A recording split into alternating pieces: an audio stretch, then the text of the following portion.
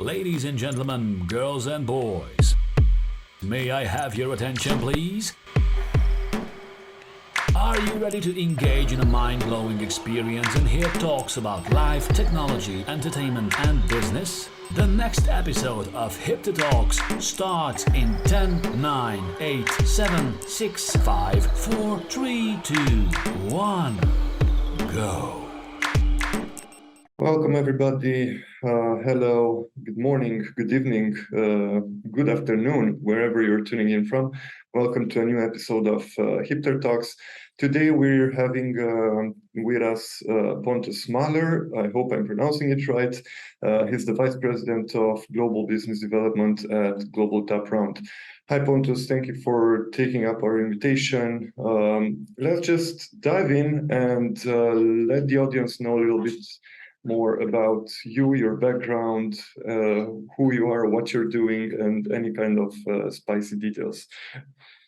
Okay, well, first of all, thank you for having me on the podcast. It's great to be here.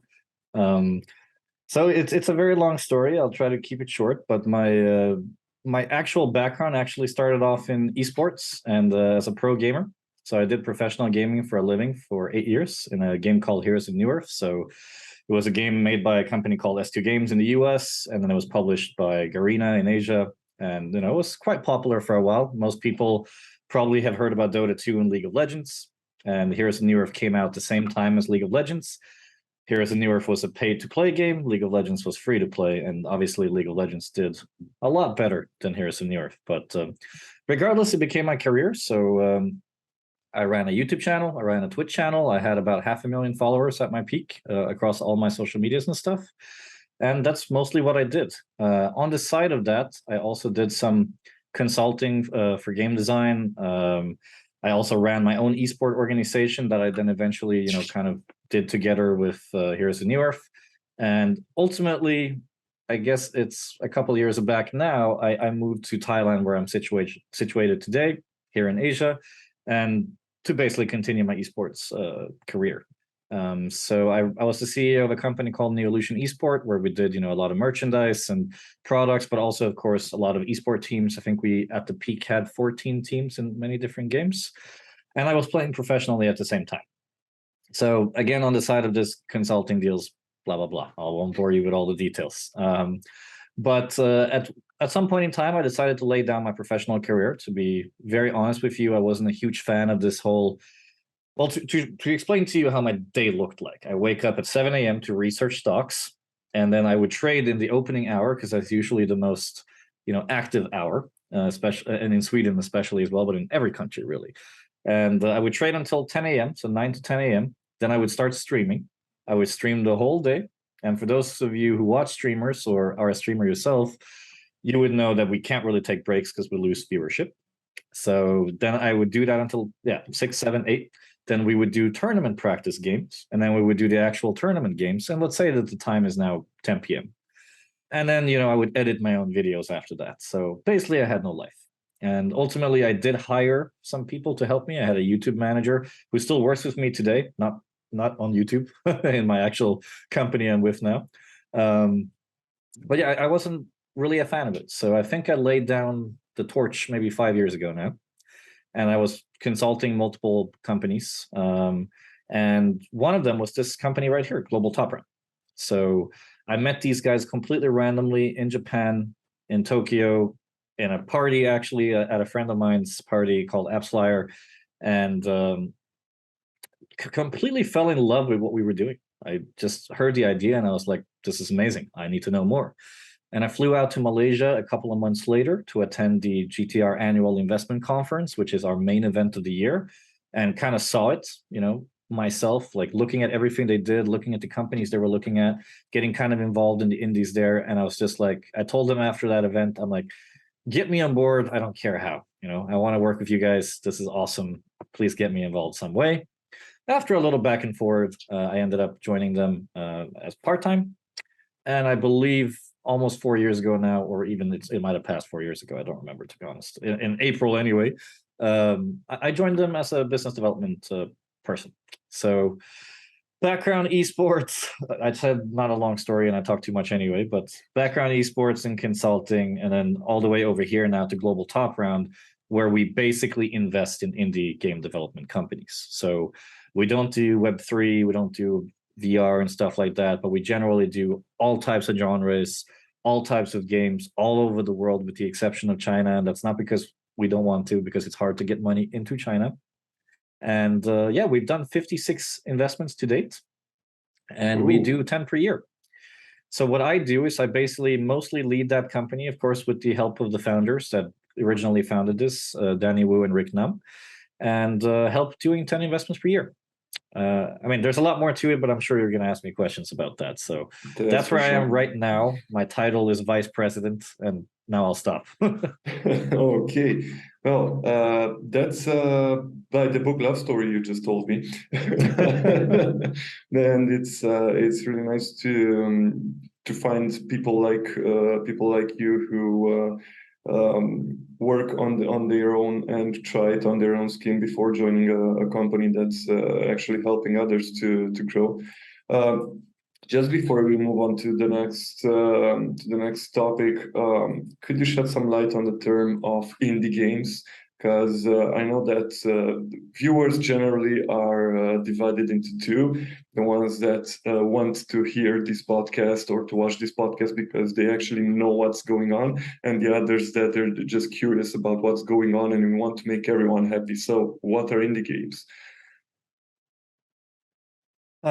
So I'm on the same page as you, because actually we stopped using the term indie game a long time ago in our company because we didn't like it, because it's not an indie game. What we're investing in is not indie games. It's startups. It's video game startups that are trying to make a company. They're trying to be entrepreneurs, and they're trying to take their hobby or their dream and turn it into a profitable business. The problem is that everybody else uses indie games. So, when you usually, if you look at PR agencies, they'll be like, oh, this new indie studio launched this new indie game. And like, the word indie is everywhere. And the reason we stopped using it wasn't because it's derogatory. It's because we feel like you're a company and you want to build a company and you want to build multiple products. And it's not fair to call you indie just because you're not big yet. But apparently we were wrong about that. So I don't really know. Like, what is an indie game? It's what everybody else calls it. Honestly, that is my answer. Because for me, every startup that wants to build this into a business should be a video game startup, not an indie game studio. An indie game, for me personally, not my company's opinion, is somebody who's doing it as a hobby or on the side. Somebody who just wants to make games because they love it, and sometimes they're super successful, sometimes they're not, but it's not their main point of business, and they're not making games to become a company. That's what I thought it was all the time. But nowadays, it's kind of used as a way to, I think it's used in a positive light. I don't think people look down on indie at all. I think it's the other way around. I think people are more supportive when they find out it's an indie game. But I can't really, it's like you said, there are two sides. I would even argue there's three, but everybody has a different opinion. For me, like, if you have a cool game, I want to talk to you. I don't care if you're indie or not. That's okay. Sounds fair. Now, getting back on track with GTR, tell us more about the seed program you have over there.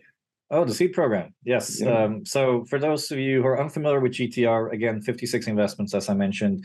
We try to do 10 per year. We've been in business for 7 years, so obviously we don't always do 10, and that is if companies don't pass due diligence. So the way that our structure works, with the exception of the seed program, just so you understand the original business model, is that we run an event called the GTR Annual Investment Conference every year in Q3 or Q4. We invite the 20 best video game startups or indie game studios, whatever you want to call them. And we put them on stage to pitch.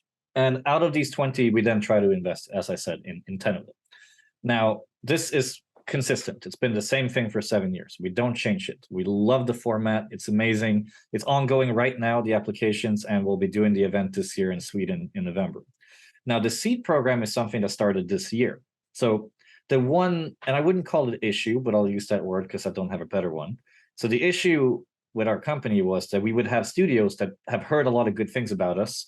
They maybe have seen some of the deals that we've announced, and they're like, we want to work with you, but your terms are not good enough. So to repeat the terms, what we do in the top 10 program is 40,000 USD first, 60,000 USD later, and then potentially a lot more after that. But like our own money that comes in initially is 40 plus 60. Now, for a company that's 20 people, that might not even be 1 month of burn rate. So they came to us saying that, yeah, we want to work with you, but your money lasts 1 month. So what are we supposed to do with that? And even if we do accept your money, we're going to own 1% of the company maybe, or 2%, or let's say 3%. And that's not enticing enough for us. So, there was a clear disconnect there where we could have, of course, chosen to be an agent for them and just help them finding money because that's what we're good at. But we don't really want to do that. We'd like to work with companies that are in our portfolio and, part of the so-called family that we have. So the seed program came as an idea that, okay, so if we have slightly larger investments, kind of with the same idea, like we still treat them as a portfolio, we still help them, we still do the same GTR thing that we're famous for, then we might be able to work with these larger studios. So the seed program is 150K to 300K, but the major difference here is that it's 365 days a year. So you can send your game to us at any time, any date, and we'll take a look at it and evaluate it for the seed program. So this is something that we, again, started this year, and we've done, I believe, if I'm not mistaken, 4 investments so far. I think none of them are announced, so they will be eventually. And we're currently reviewing a 5th one. So the amount of money we have there is somewhere in the between 1 million to 1.5 million, meaning that we can do 5 investments per year, roughly. Yeah. Okay. You mentioned the conference that's going to happen in November. Can you tell us some inciting stuff about this year's edition? Well, so we're partnered with Arctic Game and Luleå business regions. So Luleå is a city in northern Sweden, which probably a lot of people who listen to this haven't heard of. But northern Sweden is beautiful. I'm sure people have seen Northern Lights in movies and stuff. So this is very near. And we've been partners with them for a long time now. We've done 2 events with them, one in May, one last year, and we decided to host it there this year annually. So 20 studios will show up again, and we'll have between 40 to 60 of the biggest publishers and investors in the world, which is our partners. I mean, a lot of you have probably, or maybe not, but regardless, we've partnered with 505, focus on some of our titles that are already announced. We have way more to announce, but if you Google GTR and publishing partnerships, you can see them. So they will, of course, be there. We'll also have people like Ubisoft and so forth coming over. So the idea here is that these companies are probably not ready for publishers yet. We come in, we help guide them, we give them some skin in the game money, and then 6, 12, 18 months later, we go back to those same people you met at the event, and then you close the deal. That's the best case scenario, because as you probably heard, 40 plus 60K is not an amazing amount of money. We're not a company that's meant to finance your whole studio or your whole game. We're meant to put skin in the game. We don't want to be an agent. We want to have skin in the game. So that's what the money is for. Then once we start working together after the conference, what we do is that we help you redefine your pitch decks, your IR decks. We help you build a proper business plan, potentially milestone plans when that's relevant later on, and also a way to fundraise further. So we have angel groups, we have venture capitals, we have publishers, distributors, and so forth. So we're kind of like an all-inclusive right-hand man or woman that's next to you, helping you building a better company. That's what we really stand for. It's about helping you grow from 2, 10, 20 to 50, 100, or if you want to stay small but build better games, we'll help you do that as well. A great example is an investment we did in Sweden, actually, called Overflow Games. They're developing a game called Madshot, which is published by 505. We went into early access, I believe, a month ago. And when they came to us, there were 2 people, and they wanted to stay that way. But we kind of made them realize that with a little bit more resources, because asking them simple questions like, if you had more money, what would you improve? And then that kind of turned into, oh yeah, wait, if we had this guy or this girl, we could do this or this. And it ultimately ended up being a 7-people team. And we're going to expand to 12 for the next project. So it's not just about an expansion of people. It's also, you want to make a larger scope, or you want to make a better game. But at the core of it is you want to build a company. If you want to build a company, then we are a partner for you. If you just want to stay small and build games for fun, then we're not, the right partner for you. At the end of the day, every single person should ask themselves, am I doing this for fun, or am I doing this to make a living out of it? If the answer is the second, you got to treat it as a business. not just as a game. Okay. If it's not a secret, what's the biggest investment you guys have made so far? That might be a secret. Yeah. Okay, I'm then not sure. let's not talk numbers if that's a secret. But then, what's the how to put it this way? Tell us about your biggest project so far. Not necessarily in terms of money or amount. No, I mean, invested, the beautiful thing greatest about project so far.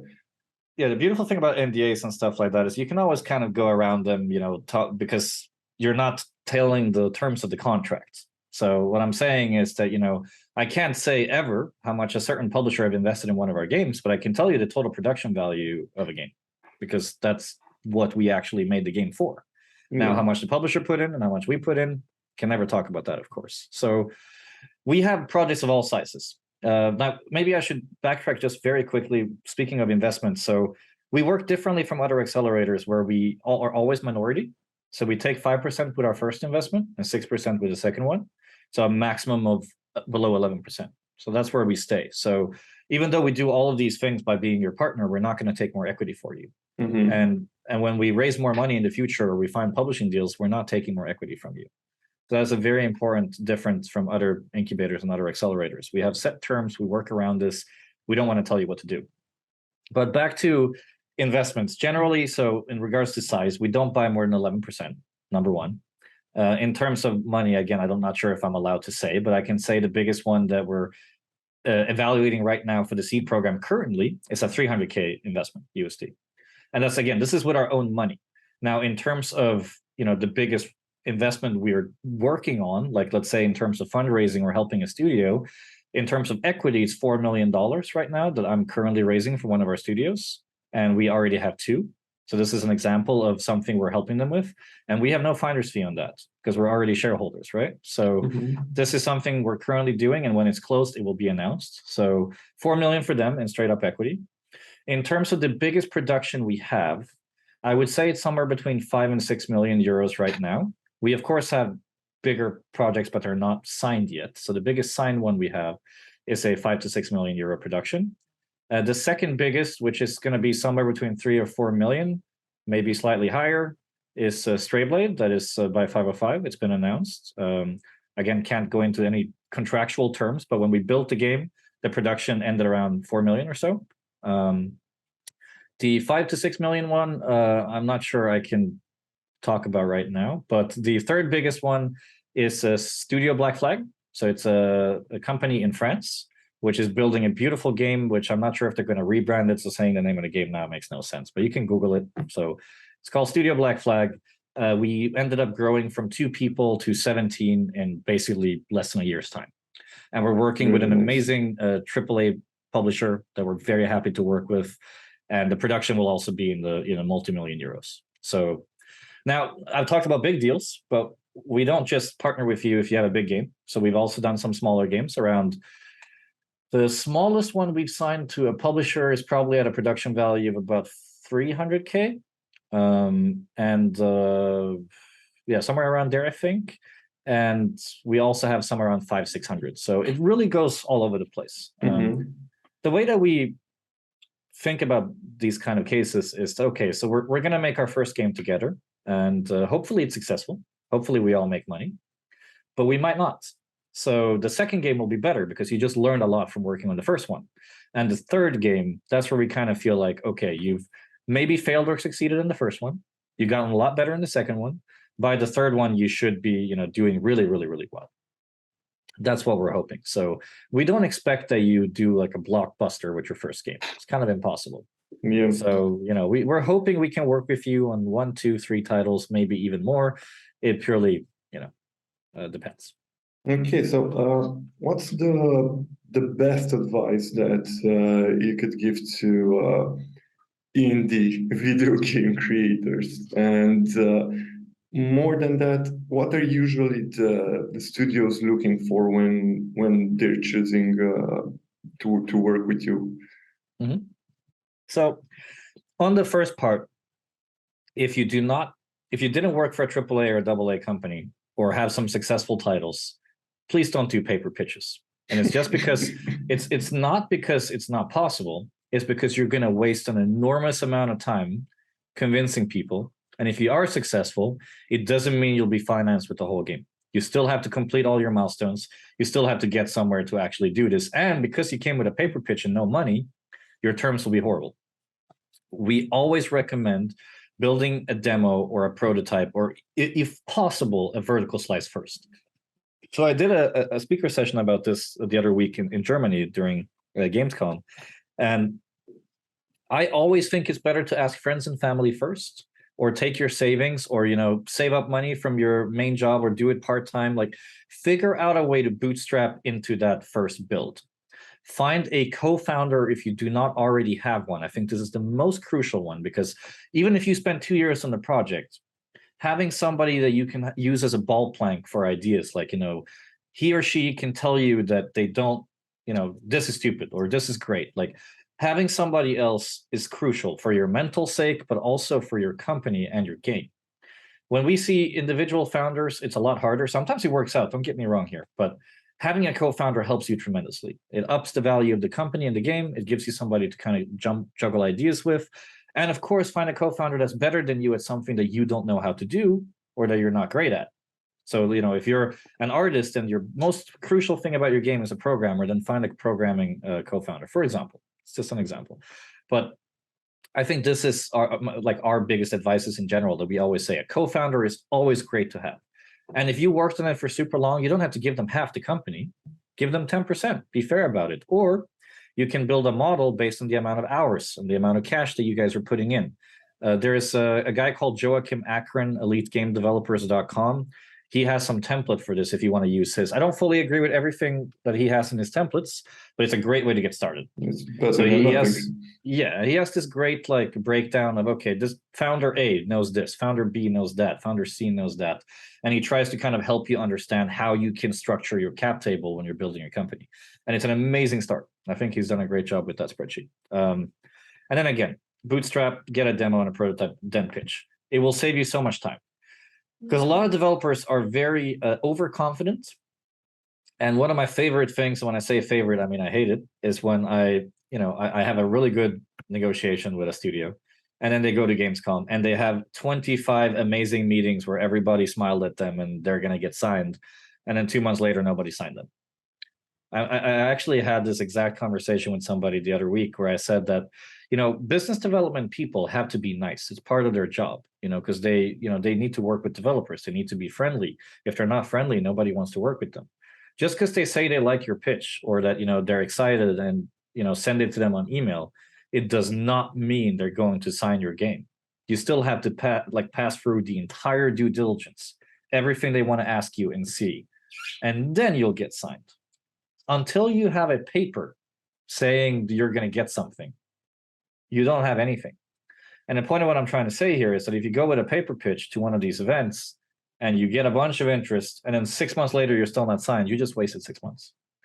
Same thing goes with a prototype. If you actually have something that people can put their hands on, and you go to Gamescom and you get rejected by everybody, you have all that valuable feedback as to why you were rejected, which will save you so much time again, because now you know what didn't work about your game and your pitch, and you can then use that to develop an even better product, basically skipping past all those extra months you normally wouldn't get.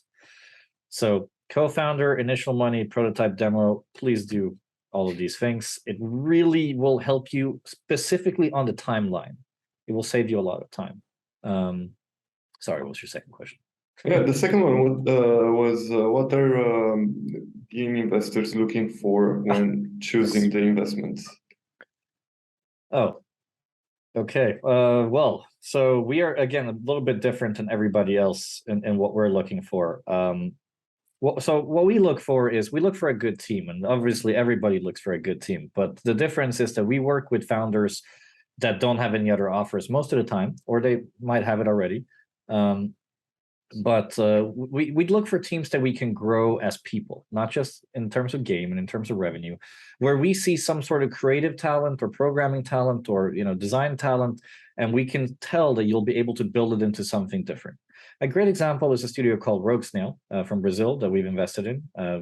We just announced a game with Netflix, I think 3 months ago, that is playable right now on your phones.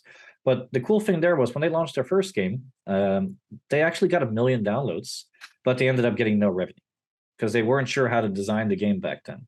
And then shortly after learning from all of that, they started working on their main IP, Relic Hunters Legend, which is currently being published by Gearbox. It's been announced, which is, of course, amazing news. And we're also working on many more things about this company that I literally want to scream and shout about because it's amazing. And the point I'm trying to make here is that when we first talked to them, there were two people. They were very young. They hadn't launched any games yet. They weren't 100% sure back then, where they were going to go. And now a couple of years later, which is 5 years already, they are now doing all these incredible things. And this is what our founders saw when they invested in them. They saw talent, they saw passion, and they saw people that wanted to just deliver amazing entertainment. And that's why they picked them up. Now, the problem about doing that for people like us is, of course, it's not always going to work out. So we do expect a very high, so-called death rate on the startups. But somehow we've been able to keep a 77% survival rate in the last 7 years, which is way higher than other companies, which we're very proud of. So we're looking for those people that are willing to, bootstrap and run things through. We have a lot of founders in our portfolio that, will keep trying no matter what. That's the kind of person you need to be in order to succeed in this industry, I think. Because otherwise, you'll just be another one who gives up or, like, oh, my runway's out, I'm done. We've had to work with founders like that as well, but we've actually worked with a lot of founders who, find side gigs and part-time jobs to continue working on the demo to the point where it's good enough to get signed. So we need those kinds of attitudes, and we're looking for those kinds of attitudes. Now, I mean, every investor is different, like, of course, we want you to have a long runway before you come to us, but then why do you need us to begin with? We want you to have the best vertical slice ever, but then again, then you have 20 others to choose from. So we are just looking for good people with a demo or a prototype or even, closer to a vertical slice that kind of shows us the vision you're trying to pitch and build us. If your main mechanic has something to do with combat systems and executions, for example, then we expect the prototype and the demo to show that. If that's your strong side, we don't care that you don't have art yet or that you haven't figured out the progression system. That can come later if you just show us what you have right now. So I guess that we, of course, are looking for companies, I guess, ourselves that haven't been super successful yet, because, I mean, that's where we excel, like in helping you grow to the next step. It's such a tough question because I can talk about for an hour. Honestly, if you have a demo and a prototype and you have a vision, send it to us no matter what it is. That's honestly what I say, because we are the pre-seed investors who give you money when nobody else wants to give you money. That's usually how we describe ourselves. But of course, there are studios that come to us that are successful already, that already have money and just want to work with us because we've built the branding nowadays. But generally, if you have a good prototype demo, send it our way. Mm-hmm. Yeah. Now, we're slowly getting to the end of this session. So, two closing-ish questions. What's next for you for 2023, and where do you think that you said that indie is not the best term, startup studios segment of the market is heading to? I mean, we can keep using indie. Everybody else does anyway. And I mean, I don't mind. Again, it's whatever people want to call it. For me, startups. But I think we're going to continue seeing more and more crazy successes like Valheim. I think we're in a state of the market where the consumers no longer care about you having an EA tag or a Blizzard tag or whatever it may be. You just need to make a good game. And I think back in the days, it was like you bought whatever had Blizzard on it, you would buy, myself included. I mean, most likely, yes. Yeah, they always release good games. And of course, this was before some of the recent controversy came out as well. So you kept buying these amazing, AAA products. But the more time has passed, the more indie successes we see, the more crazy ideas, the more new innovative ideas that we see, and they actually become successful and sell really well. And I don't think this is going to change at all. I think we're in a market nowadays where, of course, having a publisher or a big brand will always help, but you don't need it. You can be successful on your own. You can be successful with a publisher. You can be successful with the craziest idea that you never, ever expected to be. And that's why I think it's important for people like us to exist, where we can invest in these founders that have these crazy creative ideas, because all of our investments are not going to work out. I mean, the day that we reach 10 out of 10 successful studios per year, then we're geniuses. But because of the market ever changing, that's never going to happen. Because right now, battle royales are still super sexy and everybody wants to, play them. But 2 years from now, who knows? Maybe The Sims is the biggest IP in the world again. I mean, nobody knows where the market is going to go. So I think as an investor, we want to have a diversified portfolio with different cultures, different types of people, different types of ideas, so that we're exposed to the entire market. And we want to support all these different founders and help them creatively to develop new types of ideas. For the studios themselves, the one thing you need to ask yourselves nowadays is that who are you making the game for? That's a question a lot of people don't put in their pitch decks or think about. Like, yeah, maybe you made a roguelite because you liked Hades. Okay, but what makes your game different from Hades? What different market are you going to target? Or if you're going after the Hades market, how are you going to compete with them? Why would people play your game over Hades? So I always like to ask, what's the target market? Not just male, 18 to 35, American, which is 90% of all the pitch decks. It's like, Western audience, 18 to 45, whatever, because of these and these features in our game, that's way more interesting. And you should be thinking about this already. Before you even develop your game, you should have a smaller idea of what kind of audience you're targeting. West, Asian, different culture, doesn't matter. Like, what do you think is ultimately going to be your ultimate core audience? I think that's something that, not enough people think about. So please do so. It also helps us as investors to understand whether or not there is a potential success case. There's 4 minutes left, so I guess, do you want to ask something else? No, I just wanted to ask you if you have any final thoughts for this. Yeah, no, again, in that case, I can continue on that one. So I do think we're going to see more and more of these startups, and there is a lot of money nowadays, both in the publisher world as well as the VC world. You can find money if you have good ideas. So don't be afraid to pitch. Again, if you do only have a paper pitch and you don't have that money, I'm not telling you not to do it. I'm just saying that expect to sit there for a year or two, or if maybe you're more lucky, but continue coming up with new unique things. Continue sending out your pitch. If you're worried about whether or not you're ready, don't pitch everybody at the same time. It's always hard to re-pitch somebody 3 months later when you got a very hard pass by somebody. So generally try to structure your tiers. So if you guys are looking for publishers, try to have a tier 1, 2, 3. So tier 1 is the absolute best publishers you want to work with. Tier 2 is like you'll be happy to work with them. Tier 3 is like so-called, worst case scenario, which is not fair, but you know what I mean. Pitch tier 3 first. See what kind of feedback they have. If you're positive, go to tier 2. And ultimately, when you feel like you're perfectly ready, you can go to tier 1 with a custom-made pitch for that particular publisher. A great tip is that sending the generic pitch deck, of course, you can do that. But it's great for people like myself and publishers to understand why you sent it to us. So if you send it to GTR, I'd assume you know what we're doing, saying that, okay, GTR is going to help me find more money. They might find me a publisher, maybe a distributor. They're going to help coach me. That's why I want GTR. Or if you go into Raw Fury, I want to do this and this because Raw Fury released these 3 or 4 games that fits my audience. These are really good to have, but it takes a lot of time. So don't do it for everybody. Focus that on your tier 1 publishers.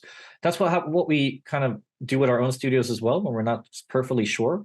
Go out and try to see what the feedback is in general before we pitch the top. Now, once you pitch the top and you get rejected, don't worry, you can still pitch again. Usually wait 3 to 6 months, come back with a list of changes and tell us why you want to do it. Now, if you're looking for investors, it really is kind of the same thing there. We're looking for potential. We're looking for equity growth so that your company will grow in value so that we ultimately can exit a few years later down the line. So this early, we're primarily looking at the team, right? Because we don't have a launched product yet. So raising too much money early is not something that I recommend. Going to venture capital too much early is not something I recommend. I mentioned it earlier in a previous question, but friends and family, maybe angels, try to sell 5 to 20% of your company before you launch your game. I know a lot of people do it differently where they raise and then raise and then raise and then raise, but you're going to get diluted. You're going to have a lot of different people on your cap table. It's better to stay below a 20% total amount of capital for somebody else before you launch your first product. Once you launch your first product, it will be a lot easier to raise money. If you're successful, you'll have a higher valuation, so you get to keep more equity for you and other people. And generally, you'll just be a happier company, because taking money from investors means you got to pay them back. So this is of course, usually for this advice is more for you indies or smaller businesses. I'm sure you've read articles where 10 people left a certain company and raised 10 million. I'm sorry, you're not there yet. So there are, of course, exceptions to my advice or my rule where you can raise money more easy.